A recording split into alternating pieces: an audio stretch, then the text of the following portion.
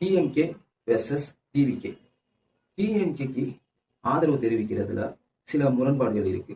உதயநிதி ஸ்டாலின் இந்த தேர்தலுக்கு அப்புறம் வரிசையா பல குற்றச்சாட்டுகள் வைக்கிறாரு.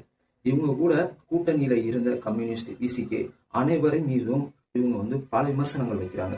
தான் கூட பயணித்தவங்க இவ்வளவு வருடங்களாக காசு வாங்கிக்கிட்டு தான் பயணிச்சாங்களா?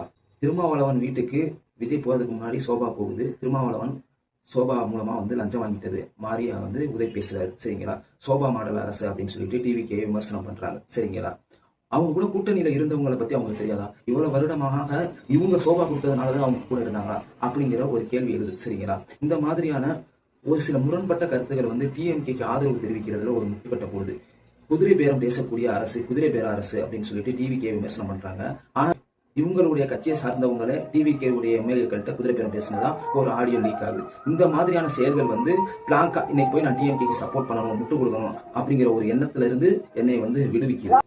டிவிகே அவங்களுக்கு ஆதரவு தெரிவிக்கிறதுல என்ன முரண்பாடு அப்படின்னா, நான் ஸ்டார்டிங்ல இருந்து சொல்லிக்கிட்டு இருக்கேன், பிஜேபியுடைய சப்போர்ட்ல அவங்க இயங்கி கொண்டிருக்கிறாங்க அப்படிங்கிறது மாதிரியான சந்தேகம் இருக்கு. உறுதிப்பட சொல்லல. நான் என்னுடைய சேனல்ல பேசுறது எல்லாமே என்னுடைய தனிப்பட்ட கருத்துக்கள். இது என்னுடைய யூகமாக கூட இருக்கலாம். சரிங்களா? அதாவது அந்த கட்சியில பயணித்தவங்க டிவிகேக்கு ஆதரவு தெரிவிக்கிறாங்க. அந்த கட்சியில சப்போர்ட் பண்ணக்கூடியவங்க, யூடியூபர்ஸ், சோசியல் மீடியாவில் இருக்கக்கூடியவங்க டிவிகேல புகழ்ந்து பேசுறாங்க.